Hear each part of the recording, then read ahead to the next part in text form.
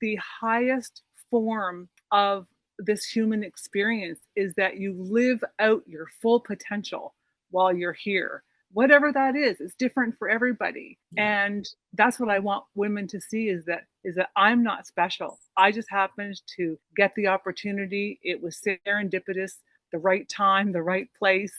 Every woman has the ability to do outstanding things with her life. Yeah. And I think probably the biggest skill that we need to develop in order to do that is bravery. Welcome to the Daring Dreams podcast. I'm your host, Haley Bowen, and with me, I have the absolutely fabulous and glowing Lorraine Peters. Lorraine is the founder of the Development Academy. She is a past client, and she's doing something really, really cool right now, which is why I want to get her in front of you, because she is literally daring to dream, and not just dreaming, she's actually doing. So you'll notice that she looks really glam, and that's because she is going to be in the Miss Universe Canada pageant. That's what it's called. Yes, I got it Yes, right. that's right. You got it Yeah, right. Miss Universe Canada pageant later this month, July 2024. She is the oldest participant to ever be in the Miss Universe Canada pageant. And I just think it's absolutely fabulous. And we've got a great episode for you. So without further ado, Lorraine, welcome to the show. Hi, Haley. So excited to be here. I am too. Okay. So let's start with your journey as a business owner. So she doesn't look like a business owner right now, you guys, if you're watching this on YouTube, but she has been a business owner for a really long time. She is like serial entrepreneur, passion follower. So let's start with, why don't you let people know about what's your current business? What do you do? And we'll just start there, and then we'll just have a little chat.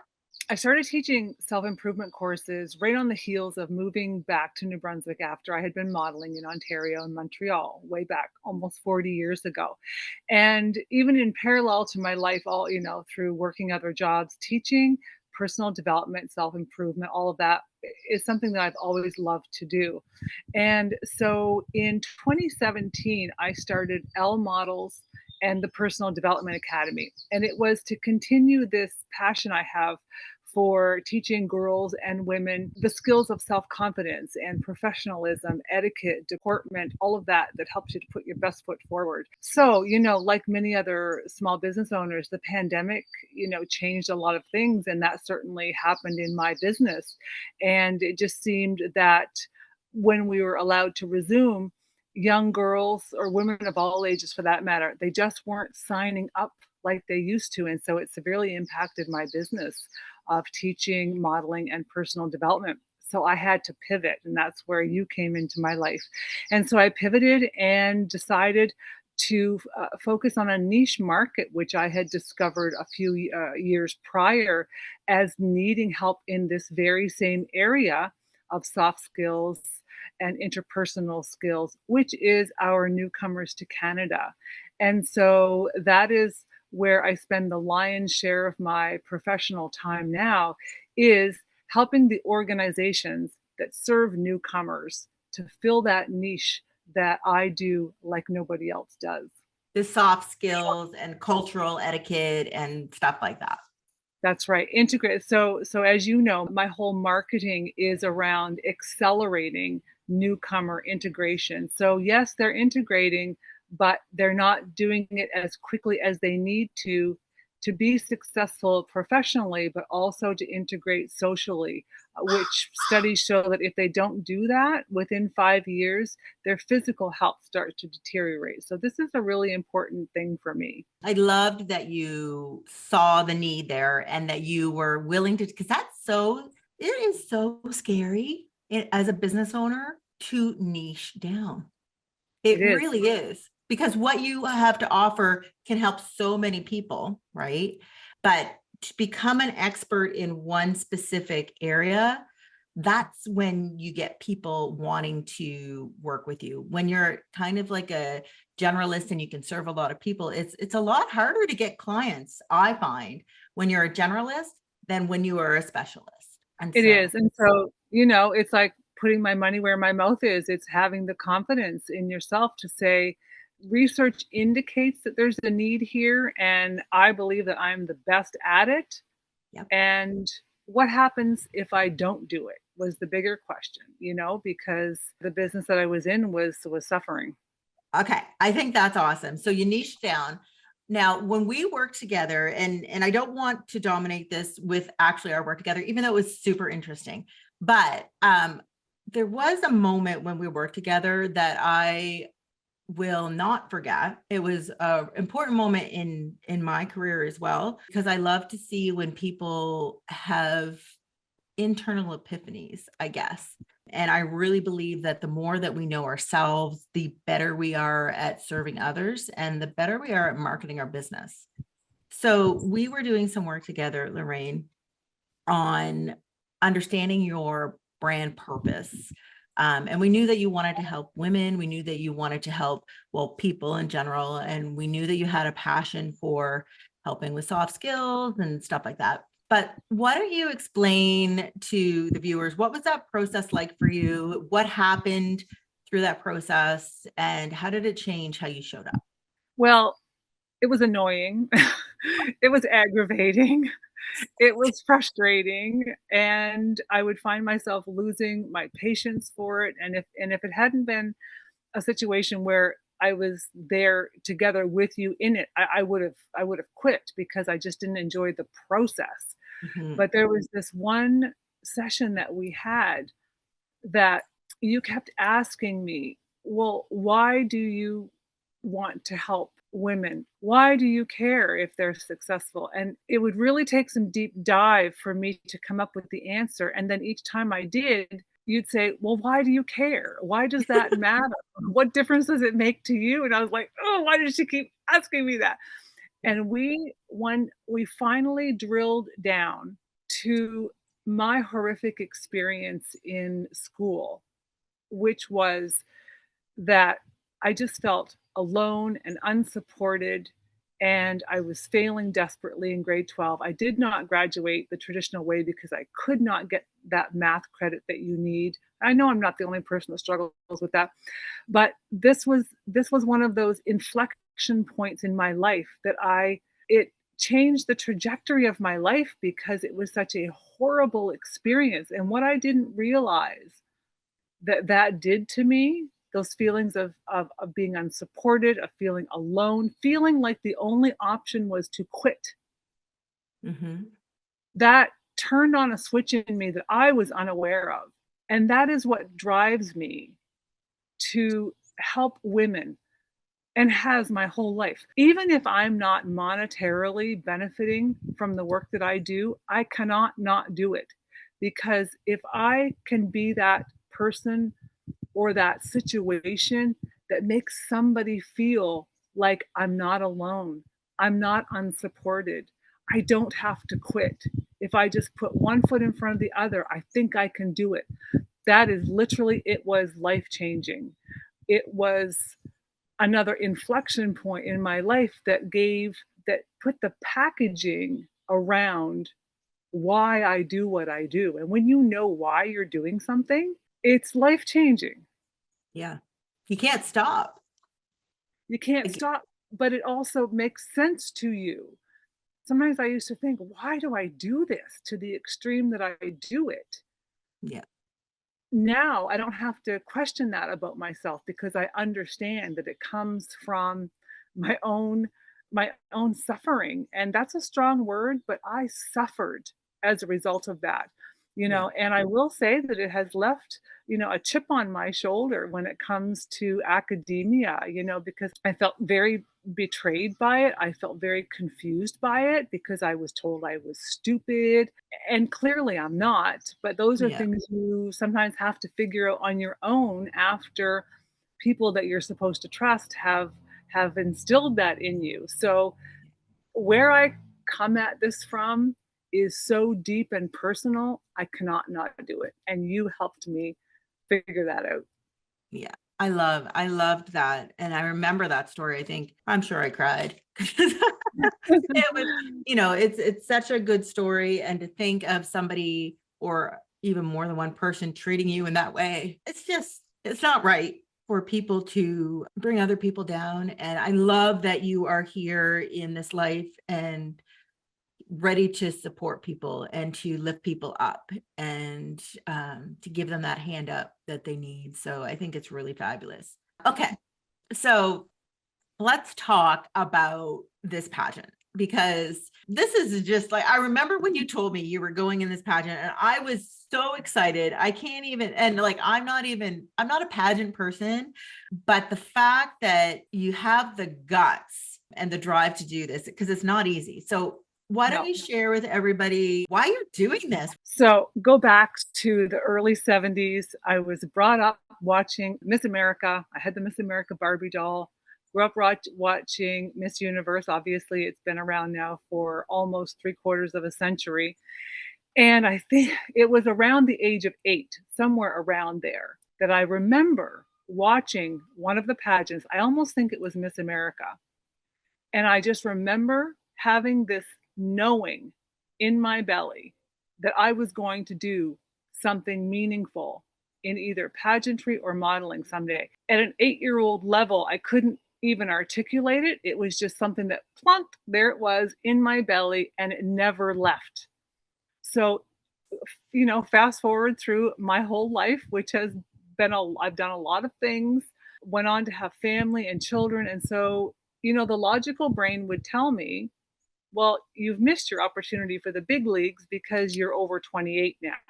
But whatever that is in your gut, sometimes it just didn't go away. And I knew, even though again, logic would tell me that can't happen, the time has passed, I knew that something was going to happen.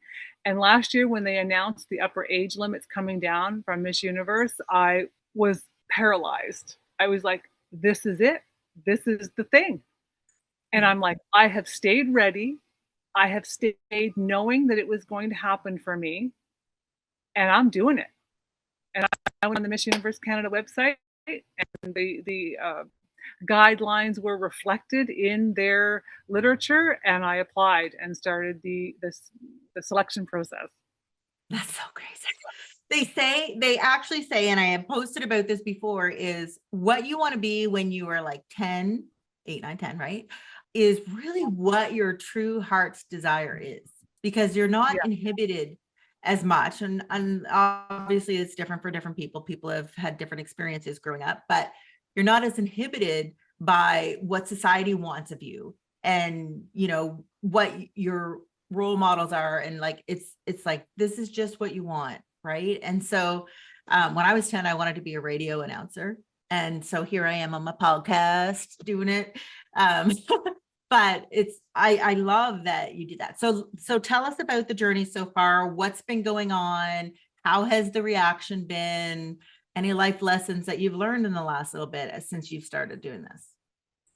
Yeah, so I started preparing around February, and it's been amazing. The most amazing part so far has been the 100% positivity around this, which has been kind of a surprise to me, actually. But I'm hearing from women all over the country, women that I don't know, and they're sending me private messages. Some of them are public on my social media. They're thanking me for the inspiration. And that's like gasoline for me, right, Haley? You know that, because that again goes back to my life's work, is that I want this to not just inspire girls and women, but to be that thing that mobilizes them to do something that they may not have previously done because they saw me in a certain way. And, I'm a big visualizer. I used to be a yoga teacher. Meditation and mindfulness is high on my list of priorities. And so as I go into this, I have to compete in swimwear, and not even my swimwear that they issue me. Oh, okay. Yeah, right. So, when I step on that stage in my swimwear, I am taking visually and spiritually, I am taking every woman with me who ever didn't do something because she was afraid. Every woman who was told, you can't do that. Who do you think you are? Every woman that didn't do something because they were scared or didn't have the confidence, I'm taking every one of them with me when I walk down that runway. I love that. Yes. Oh my God. Give me a moment. And that's the That's visual. really Yeah. hitting me. But it's so true. Like we are all so capable of whatever our dream is. And I love that visualization of you bringing us along. That's the other message. I feel so humbled by the messages that people are sending me, but at the same time, I wish I could be in front of that woman saying, I'm not unique. Like, I am not special. I know so many women who are so capable, and their strengths and talents, they just haven't brought them out into the light. I think that that's the highest form of this human experience, is that you live out your full potential while you're here. Whatever that is different for everybody. Yeah. And that's what I want women to see, is that I'm not special. I just happened to get the opportunity. It was serendipitous, the right time, the right place. Every woman has the ability to do outstanding things with her life. Yeah. And I think probably the biggest skill that we need to develop in order to do that is bravery. And I know that people say bravery is a personality trait. I don't know if it was yours. Was it your social media post that I watched about bravery? Yes, it was. Yeah. Share that, because that was really empowering. I like talking about that because, the more you understand feelings and emotions, the more equipped you are to make better decisions in your life. And, a big misconception about bravery is that, some people think that bravery is being stoic, putting on a strong front, right? Making it everything is okay. No, I'm okay over here. That's actually very cowardice, but we don't tend to think of it that way. The actual brave thing to do is to be vulnerable, is to be willing to be so open and raw that you potentially set yourself up for ridicule and embarrassment, maybe sometimes even public shaming if you're on such a different level that people just don't get it yet. And so being vulnerable is true bravery, because you're dropping that armor that allows you to protect yourself. Yeah. And at almost 59, I'll be 59 a few hours after crowning. Bro is like, he's cheering me on here. And can I say that they refashioned the crown for Miss Universe Canada, and it happens to be my birthstone? Oh, ready for you. Just saying. It would look good sitting right here. Ironically, I always had that armor up. That thing that protected me was either my real or my perceived confidence. And I took that and I ran with it because it was a way to protect myself. Yeah. And now that I'm 58, almost 59, I'm starting to realize that the things that you do, the armors that we put up that may have served a purpose in the past, may have protected us in the past, they're not necessarily what you need now. And I'm realizing now at my age and going into Miss Universe Canada, some of the inflection or the introspection I've done is that I'm really endeavoring to be more vulnerable. Now, that's not to say throw up all of your life on the internet. That's not what I mean. What I mean is I'm being more open and raw about who I am, where I've come from, the difficulties, like the school experience. I never really talked about that with anybody. So I think this is going to be a whole new level of serving women than I've ever done before, because that armor is coming down. It doesn't serve me anymore. Yeah. Yeah. Because this is a marketing podcast, just from a marketing perspective too, that false facades, perfection, like all of that is not selling anymore. Right? Like it is about authenticity. It's about being real. It's about inspiring, right? That's what people are longing for. And whether it's just through conversations like this or in your marketing, if you're a business owner in your business, building it in, like that's what people need. That's what I believe that's what they're going for. And the stats are supporting that. So I love that for you. And I love that for everybody, really. Yeah. But it's hard and it's scary. It is, and I've made a point on my Instagram of showing myself on the daily without makeup on. I just did this morning. I had just got up, I had a cup of coffee, I'm sitting on my deck with my dog, and I hadn't even brushed my hair yet. Yeah. So I also want women and girls to see that women are fascinatingly complex, multidimensional beings, that we're not just one thing. We're not just beautiful and put together and polished, and Yeah. we're not just crawling out of bed, messy hair, cleaning poopy diapers. Like, we are a beautiful mess of everything on that spectrum. And that's what I'm here to showcase, is that if pageantry is going to survive, which I hope it does, we need to show the different faces of what the future of pageantry can be, because it really does do a lot of good. Yeah. So actually, let's talk about that, because there was a post that you posted today, I think, or yesterday, that spoke to, there was some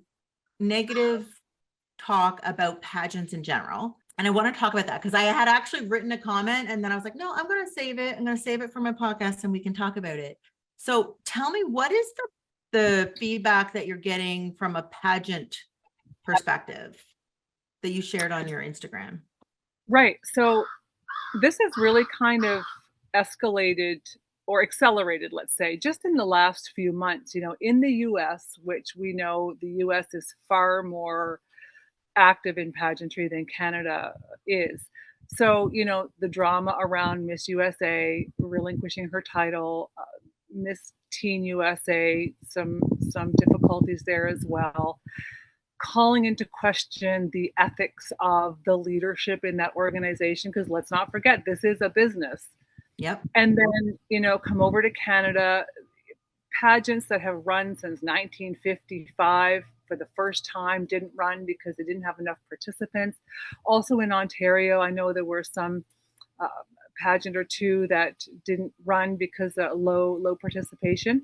So I think we're at a crossroads, and it's not unlike a lot of other legacy type of businesses, Haley, as you would know. They get to a certain point where it's reinvent or die, right?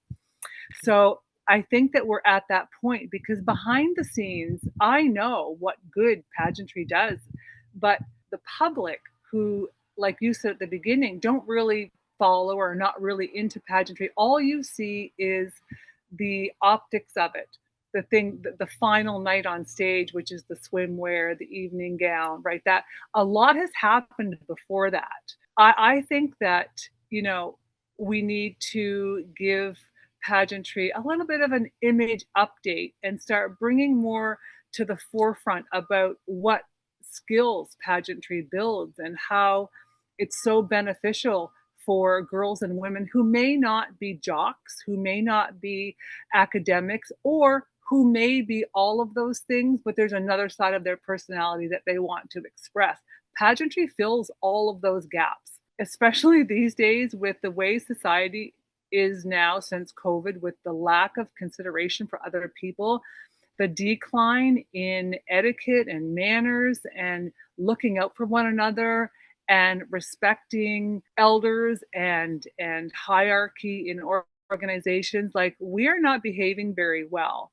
Pageantry is this place where girls and women can go to just really fine tune their skills of communication and presenting themselves nicely and being elegant, speaking impromptu, on the spot, public speaking, so many good things. That's what we need to highlight.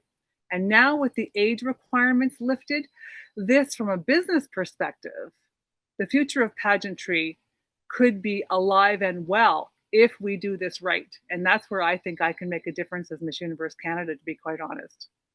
Oh my gosh. Yeah.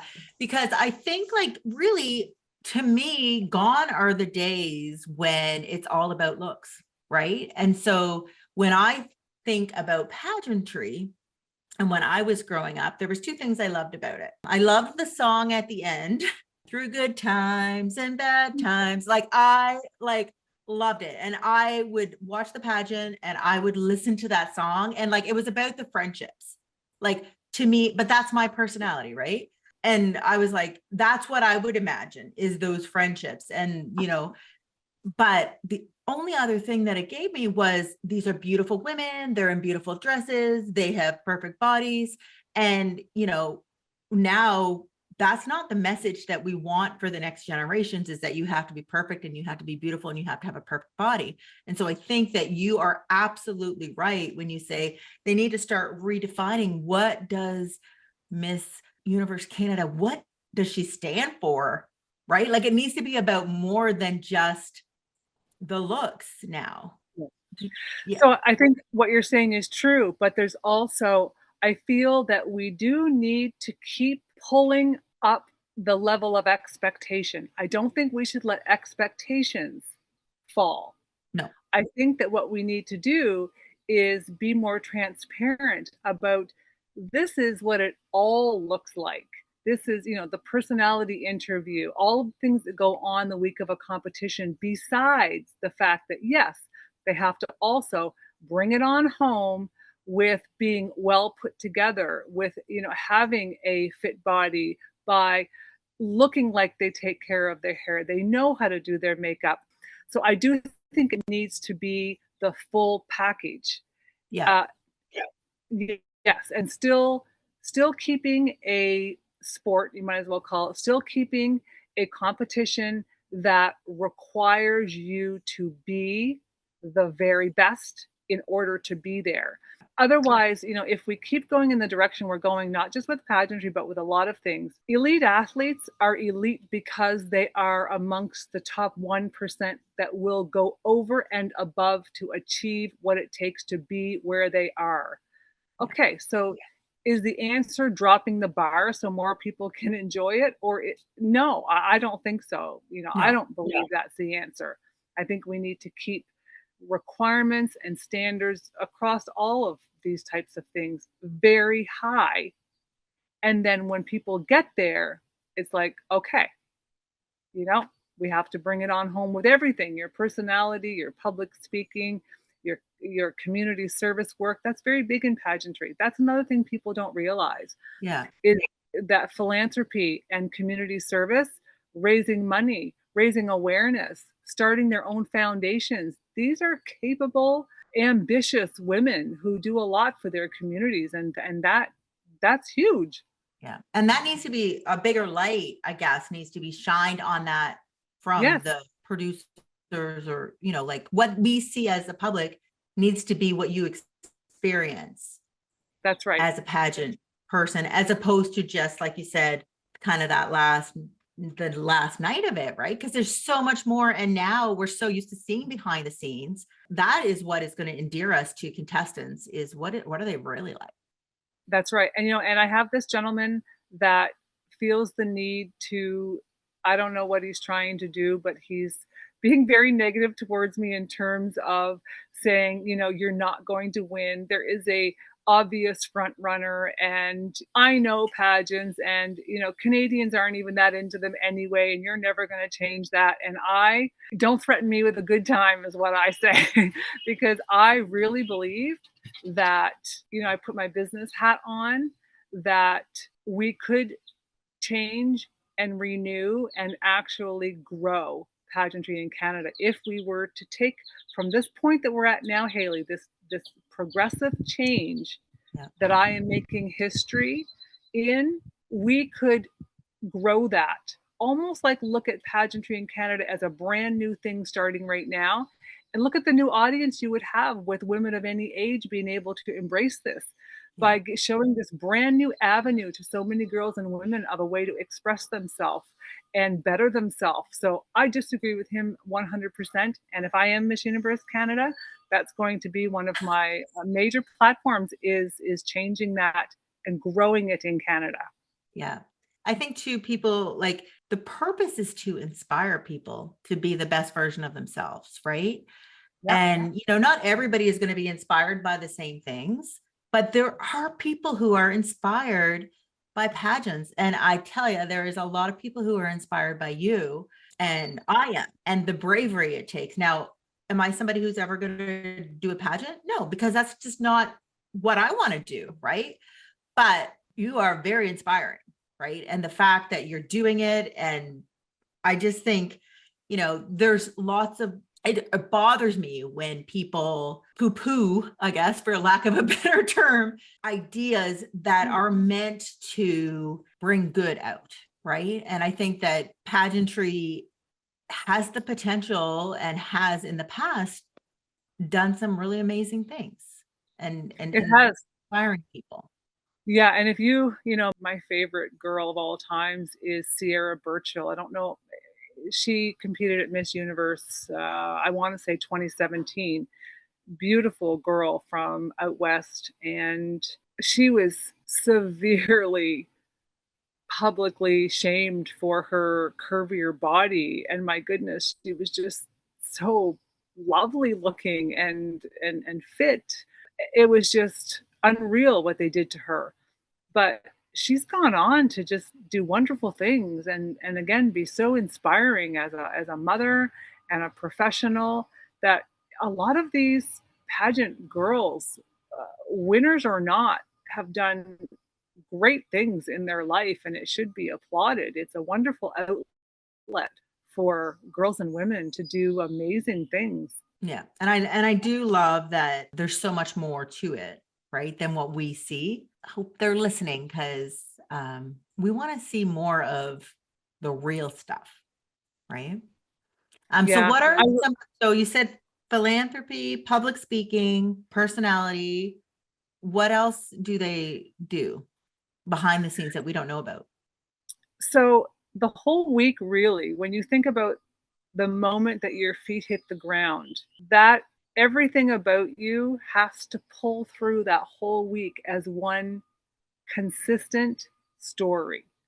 From the way that you look, the things that you do, the ways that the judges meet you throughout the week, like by seeing your headshot, then by seeing you in that personality interview, and that's where they really have, 3 minutes each to really understand who you are and what you're about. And so, needless to say, that has to be a very strategic effort in how you plan to convey that in such a short period of time. Yeah. That's critical.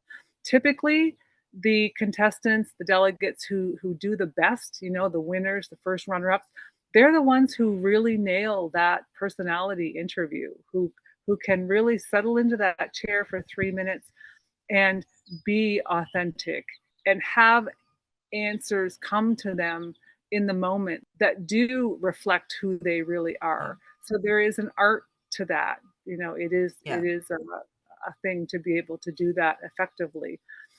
And then, as well throughout the week, you go on little visits throughout, maybe to town hall or to a hospital, that kind of thing. So you're always being observed, in your natural habitat, how you treat people, the kinds of things that you're doing, your speaking Yeah. ability. And, there's lots of opportunities within the competition where you're doing video shoots and fashion shoots, and they need B roll to be able to play the night of finals on the big screen. So there's all these opportunities where you're being, kind of tested to see how you are able to speak if you're put Yeah. on the spot. Are you diplomatic? Are you able to keep things corralled into a professional way? So it's all of those things leading up to the finals night. They've seen you on stage already in preliminaries where you have to walk in your bathing suit, you have to walk in your evening gown. Yeah. So all of these are points where they see you. And then, of course, finals night is what the audience sees, Right. which is again swimwear, evening gown. As more people get cut, then you start to hear the onstage question, that kind of thing. Yeah. Oh my gosh, so interesting. So how many participants is there this year? Well, I think 64, but it could change, as I understand. So somewhere between 64 and 70. Apparently, Wow. sometimes things like maybe people get sick and have to drop out, or something else happens, or somebody who was a late registrant but couldn't commit until a certain date, she may come on board. So my understanding is between 64 and 70. Wow, so much fun. I'm so excited for you. Okay, my question is, what is the number one tip you would give to business owners who are in that pivotal spot where they need to reinvent or to make some maybe tough decisions around what they're doing in order to stay relevant? Well, so I've also helped my husband grow a very successful rental business. We're in 2 cities over the last 30 years. And so the first rule in real estate is when something is going awry is do nothing. The first thing is do nothing. Yeah. You need to not panic. You need to just sit back and observe and really open your mind to having what you thought was right challenged, hearing different opinions, reading different things of what's going on. One of the things that led me to realize that it wasn't just me that was in trouble was, I would run into a lot of teachers and I would say, like, what are you seeing in the schools? Because that was ground zero for my clientele, right? Middle school and high school girls. And they were saying that since COVID and school has resumed, they couldn't even put together a sports team. They had to amalgamate with one or two other schools just to get enough kids. And so I was like, okay, so first thing is do nothing and then get quiet and start listening and gathering information. And then it comes down to that fine balance between listening to your heart and listening to the facts. That's what I would say. I love that. I love that. Okay. So in your personal life, I love this is like a real duel here. What would be kind of the number one piece of advice you would give to, somebody struggling with wanting to do something, but not actually being able to pull the trigger or take the plunge? Because I think that happens a lot. People have these ideas, but they just can't seem to bring themselves to do it like you did, but you did it. And so what's your advice for them? So, it does come down to self-confidence, like you can be given everything you need as securities before you pull the trigger on something, but there's always the unknown. Nothing is guaranteed. And so at the end of the day, you honestly, you have to have that confidence that says, I don't know what the next step looks like. And when I pull this trigger or I push that go button, who Free knows? fall. Right, free fall. But that's the thing. You have to have the confidence to know that wherever that free fall takes me, then I'll deal with that. I'll deal with that next step next. That's one of what I will say is that is a very bad characteristic to have is indecisiveness. When I see indecisiveness in leaders, that is very concerning because not making a decision is not an option. Making a decision, having the confidence to make a decision, knowing it could be the wrong one, I'm all about that because then that leads you to the next thing that could be the right thing. Yeah. But you're never going to get there if you are afraid to make a decision. And I know all kinds of people that I observe that they are scared to make a decision. I live in a city that is going down the tubes because of the leadership lack of decision that's taking place. And so above all, make a decision. Yeah. Could be wrong, could be right. But I guess have the confidence in yourself that regardless of the outcome, you can get through it. That's right. And you know what? If you're trying to avoid failure, just pack up right now and definitely don't become an entrepreneur. That is that's for that sure. Is like such a big part of the journey that people don't realize. Like you gotta and I, like, as you know my story, like I don't like to fail. I do have a fear of failure, which I'm getting through, but as soon as you let that go, that's when the world opens up to you. That fear of failure is literally what holds you back from your Totally. potential. So in 2019, so I had won the Elite Eastern Provinces North America title, which meant I go to nationals in Florida for the North America pageant. Well, the girls in the South, they come to play. And I encountered all these girls from down south, Tennessee, South Carolina, North Carolina. I took an epic butt whooping at that pageant and I came in dead last. I didn't even get the fitness award. I was so positive I was going to get the fitness award. I was ready to step off the little step and go get my trophy. But no, I didn't even get that. So, but here's the thing. So that was such a failure for me. Yeah. And it took me about 3 months after that pageant of licking my wounds. And then it takes a little bit of passage of time after a failure. I think this is important for people to understand. A little bit of time has to pass after you've had a failure or a setback where you can then get a different perspective and open yourself up to really being honest about what was your part in that thing going wrong. That takes time. You're going to make excuses. It was somebody else's fault. It was rigged. The Yeah. director didn't like me. You're going to make all of those excuses. That's a natural part of going through a failure or a setback. But I want people to hear me say, at some point, you've got to get to the point where you say, I see this for what it was. I see how I contributed to my failure or setback. What did I learn from that?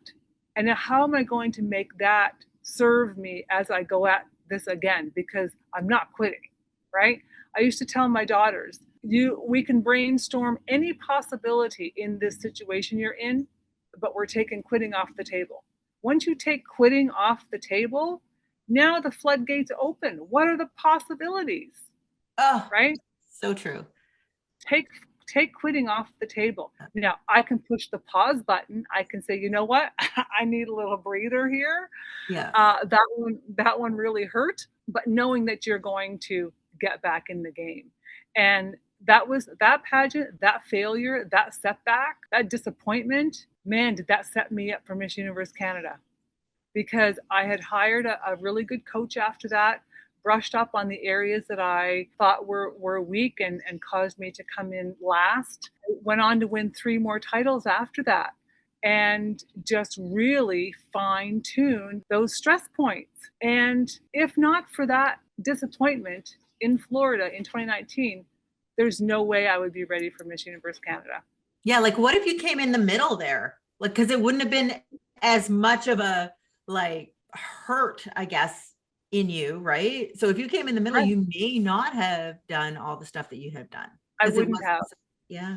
Sometimes people have to, I mean, it's totally not the same topic, but sometimes people have to hit the bottom in order to find their way.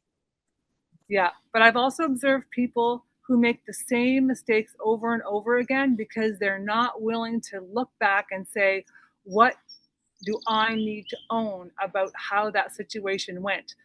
That goes back to vulnerability, Haley. Like raw, open yourself up and say, what do I need to do? It's not out this way, everybody else. It's in this way.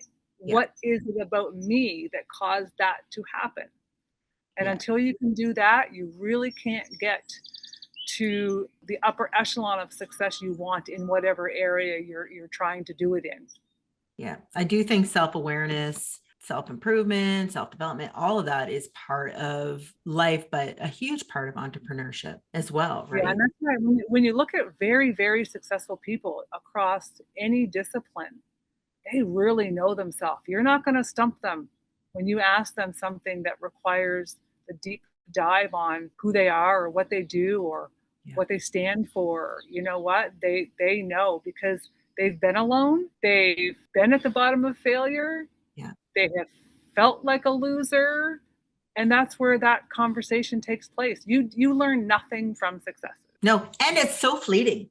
Like it's so fleeting because even so last year, as you know, I ticked off a couple things off my bucket list. So I became an author last year. The journey, thank you. The journey was good. There was ups and downs in the journey. There was a lot of self-doubt. There was a lot of who's going to want to read this kind of thing. And then I got the book out and I had my launch party and it was like the best ever. But then it was like done. And I'm like, okay, now what? Like, it was so like, it was the journey was the journey was what I remember.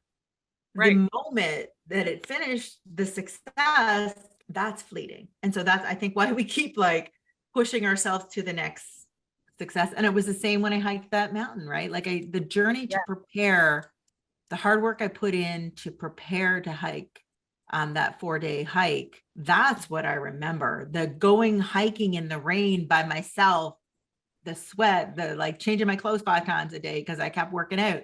That's what I remember. The hike was beautiful, but fleeting. Absolutely. You know, many years ago, I did a keynote speech for the New Brunswick breast cancer survivors.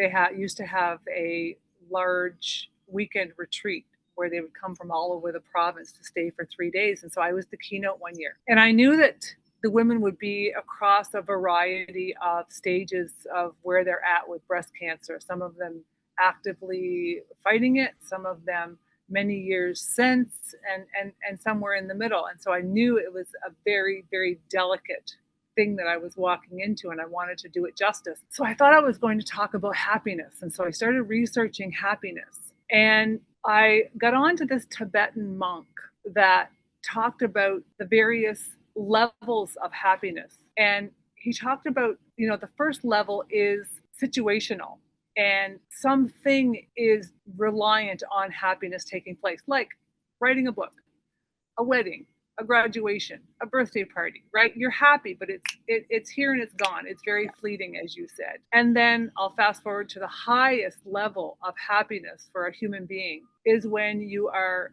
doing what you love to do and you're able to make a living at it, and it's in service of other people. That is the highest form of happiness. Wow. And so it explains why people like me and you and many others do what we do. We're not driven by the money from it. We're driven by the truest form of happiness, which is we're doing what we like to do and we're serving other people. Oh, I love that. Yeah. Oh, that's interesting. Okay, cool. That's awesome. Okay, well, we're up on our hour. So thank you so much. Yeah, I know that went by so fast. We'll have to have you back after the pageant and like kind of how did it go? And, I'm sure people are going to want an update. They'll probably start following you anyways. But how can people, let's talk about first, well, actually, how can people reach you? And if they are a newcomer to Canada, how can they reach your business? So business, I'm on LinkedIn, Lorraine Peters, and it will come up the Development Academy. And on Instagram to follow just me, it's Lorraine_E_Peters. But if you just put in Lorraine Peters, you're going to find me. Yeah. And the same on Facebook, Lorraine Peters. Perfect. Okay. So I'm going to put all your stuff in the show notes so people can find you and reach out to you. I wish you the best. I know you're going to do amazing and you're going to learn lots and you'll make lots of friends. And so, yeah, I can't wait to follow this journey. And thank you for inspiring us and showing us that no matter how old you get, you can still follow your dreams.